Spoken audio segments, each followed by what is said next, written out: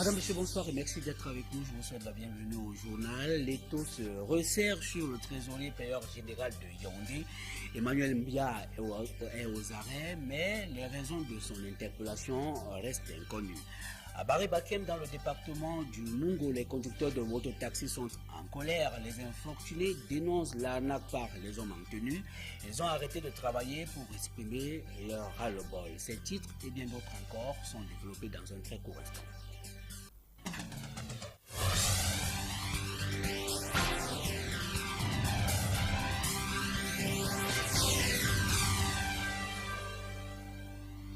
Coupure intempestive de l'énergie électrique, ça va mal dans les villes et campagnes camerounaises. Les populations continuent de subir le martyre, notamment dans la ville de Douala. Les habitants du lieu-dit village disent ne plus compter la fréquence de ces délestages. Ils ont opté pour d'autres moyens d'éclairage. C'est un reportage de Flavien Valondongo.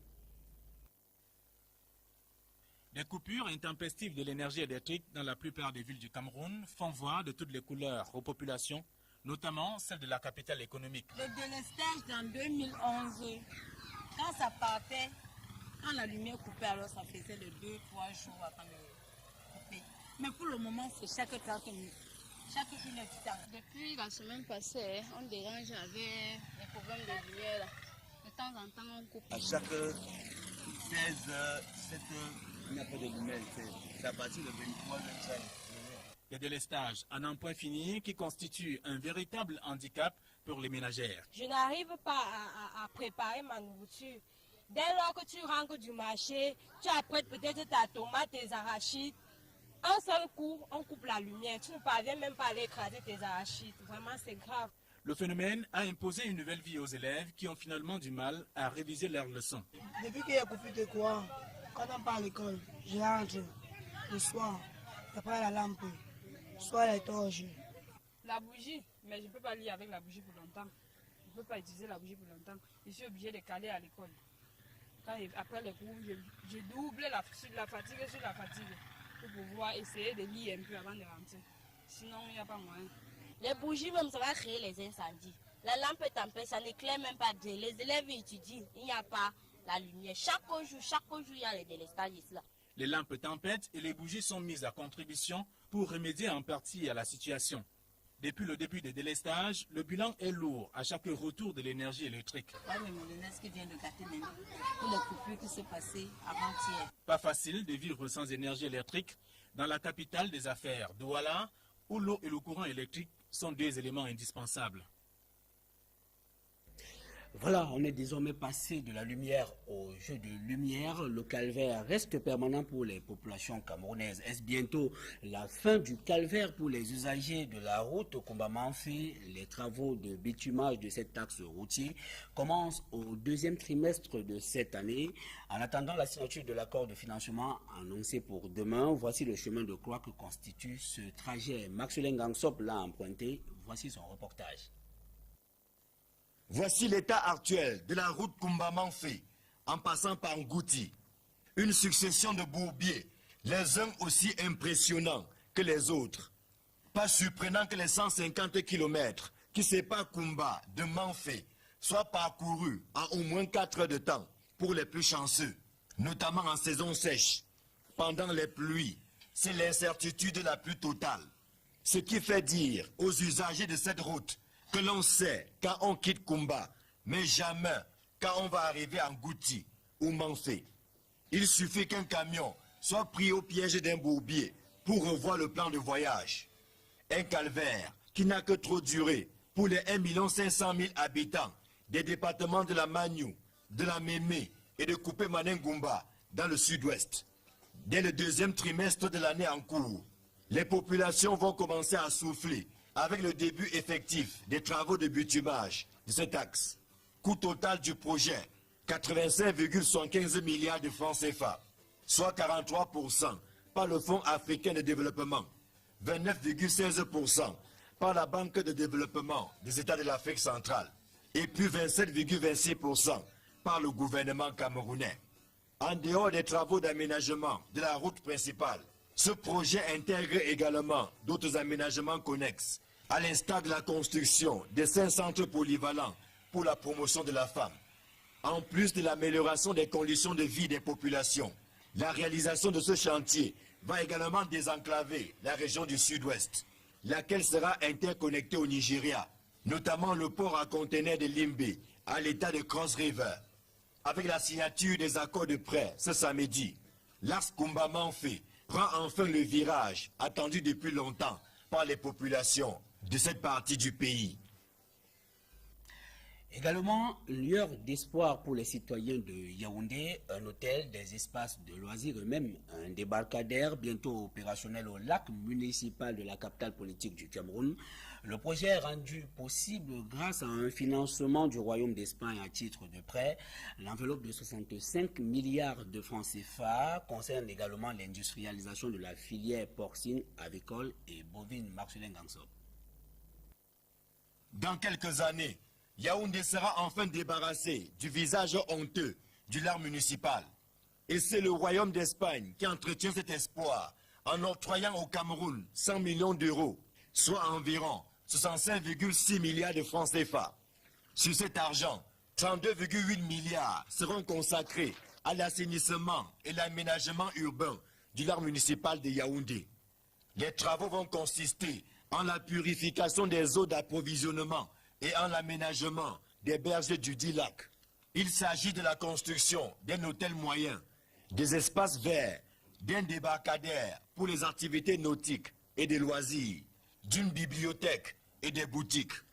Pour le gouvernement, réuni autour d'Emmanuel Ganou Djoumessi, c'est un rêve entretenu pendant de longues années qui va enfin devenir réalité. Au grand soulagement des Yaoundéens qui en avaient déjà marre de voir un tel joyau transformé en cimetière. Le deuxième projet, financé par la Caixa Banque espagnole, porte sur l'industrialisation des filières bovines, avicoles et porcines. L'intérêt des entreprises espagnoles et de EMSA en particulier, c'est de monter la chaîne d'abattoirs. C'est un projet clé en main, ce qui représente une vingtaine d'abattoirs dans tout le Cameroun dans un délai proche, avec un début des travaux dans les mois à venir. On ne parle pas d'années, mais un projet à court terme. Très attendu, la construction de 8 chaînes d'abattage, de 5 entrepôts frigorifiques, de conservation et de transformation des produits carnés, pour un montant total de 32,8 milliards de francs CFA. Des travaux qui seront réalisés par l'entreprise espagnole EMSA et qui vont générer de nombreux emplois pour les jeunes. Et comme annoncé en titre, des ennuis pour le trésorier payeur général de Yaoundé qui est désormais aux arrêts. Emmanuel Mbia Ongene a été interpellé depuis mercredi dernier, mais le motif de son arrestation reste inconnu. Yannick Mbazo. C'est mercredi 6 février que Emmanuel Mbia Ongene, trésorier payeur général de Yaoundé, a été arrêté à son bureau par des policiers de la sous-direction des enquêtes économiques et financières de la police judiciaire. Entendu, puis gardé à vue dans cette unité de la police, le trésorier payeur général de Yaoundé a été interpellé avec un agent du service de la dépense qui se nommerait Alain Raoul Mekou. Finalement, les pères viennent à cesser de faire des victimes. Ces comportements délictueux, qui sont le fait d'une minorité, nuisent évidemment à l'image de notre pays. Il va de soi que ces atteintes à la fortune publique ne resteront pas impunies. L'interpellation du trésorier payeur général de Yaoundé est un véritable coup de tonnerre et un procédé inhabituel en matière d'interpellation de hautes personnalités depuis le lancement de l'opération Épervier. Et à Fumban, dans le département du Noun, le procès du premier adjoint au maire de Fumban, Lamé Zakari, et du conseiller municipal Tapon Mama a été renvoyé au 14 février prochain. À titre de rappel, ce procès fait suite aux échauffourées qui ont opposé le 1er janvier dernier dans la localité de Fumban les partisans de l'UDC et la garde du sultan roi de Bamoun. Des détails avec Pierre Laverdier-Romban. C'est sous forte sécurité des forces de l'ordre que le procès suite aux échauffourées qui ont eu lieu dans la ville de Fumban le 1er janvier dernier s'est ouvert. En l'absence des accusés, Lamé Zakari, premier adjoint au maire de Fumban, et Tapon Mama, conseiller municipal dans la même municipalité. L'audience a donc été suspendue, une brève suspension qui va reprendre lorsque les accusés vont être amenés de la prison de Foumban vers la salle d'audience. Les prévenus n'étaient pas dans la salle, ce qui a donné lieu à une suspension d'audience afin qu'on les retire de la prison pour la salle d'audience. Et après, maintenant, quand l'audience a été reprise, la défense a retiré la demande de liberté provisoire qui a été préalablement introduite lors de la précédente audience. Et aussi l'absence très remarquée, celle du docteur Adamou Ndamdouya, président de l'UDC, dont les membres comparaissaient pourtant. Le procès a été renvoyé au 14 février 2013. Le président du tribunal a jugé mieux de reporter l'audience car le juge en charge du dossier n'a pas encore pris pleinement connaissance de celui-ci. Toutefois, certains partisans de l'Union démocratique du Cameroun s'offusquent de la forte présence policière à ce tribunal. Malgré tout, gardent la foi en la justice camerounaise. Vous avez l'artillerie anti-émeute qui était dehors. C'était pour massacrer les populations. Mais quand vous êtes face à une population non violente, vous ne pouvez rien. Et nous disons merci. Merci à toutes ces populations qui sont venues de loin pour soutenir nos confrères, collègues, maires et conseillers municipaux qui sont en prison. Rendez-vous est donc pris pour le 14 février prochain à Foumban. Affaire à suivre donc. À Barry-Bakem, dans le département du Mungo, les conducteurs de mototaxis sont en colère. Les infortunés dénoncent les agissements des hommes en tenue qui, disent-ils, leur estorquent généralement de l'argent. Ils ont observé un mouvement d'humeur pour manifester leur mécontentement. Cyril Djimba et Sandrine Babo.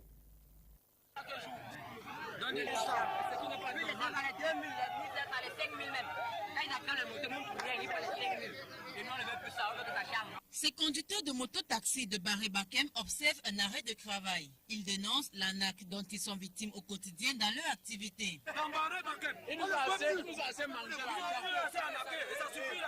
Ils accusent les gendarmes de la localité de Barry-Bakem d'être à l'origine de ce mouvement d'humeur.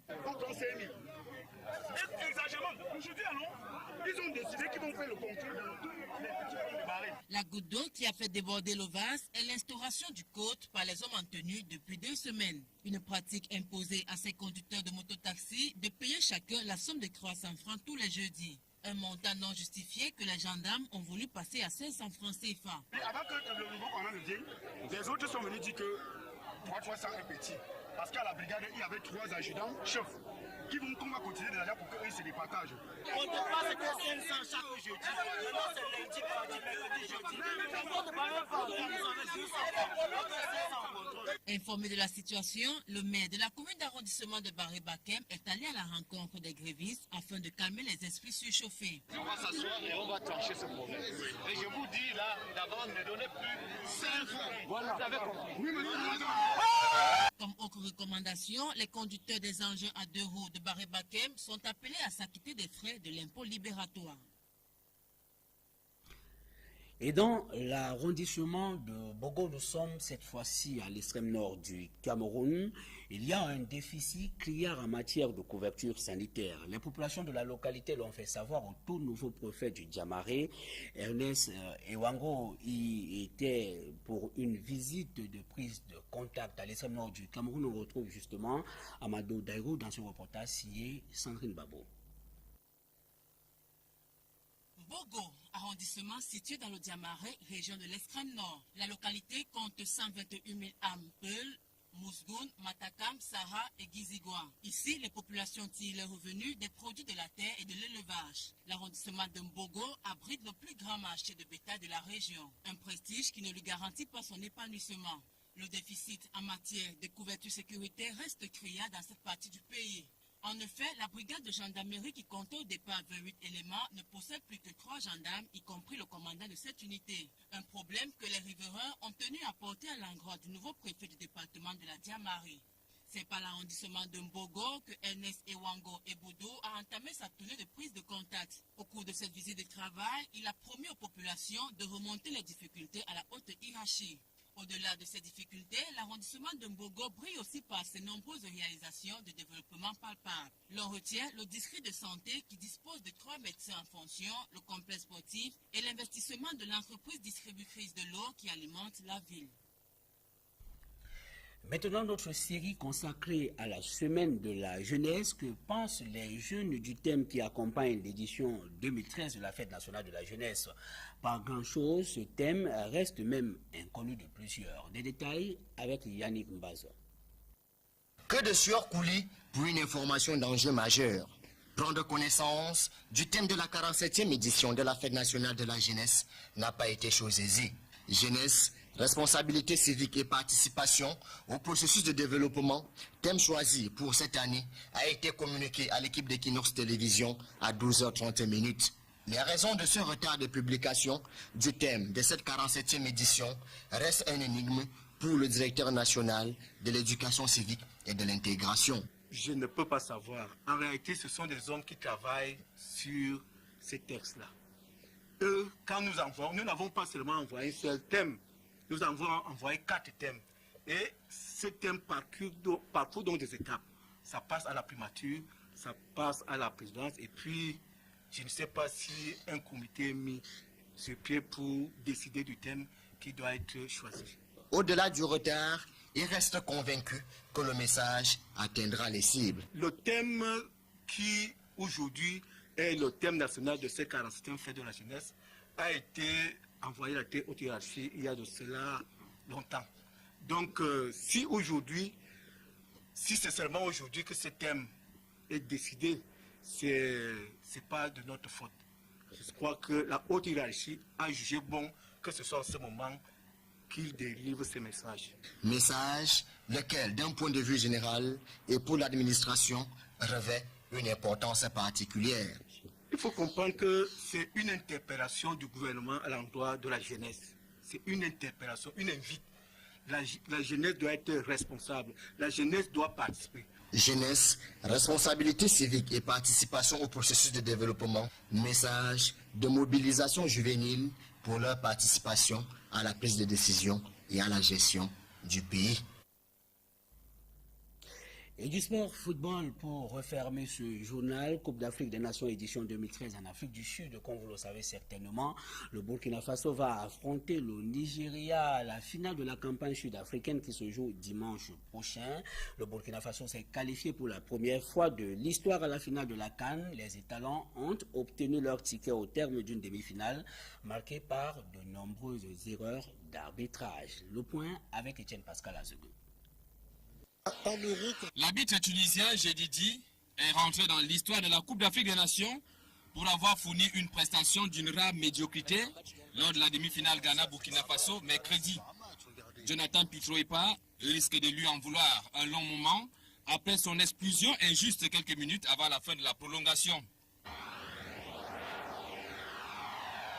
Allez, il conteste pas trop parce que j'attends.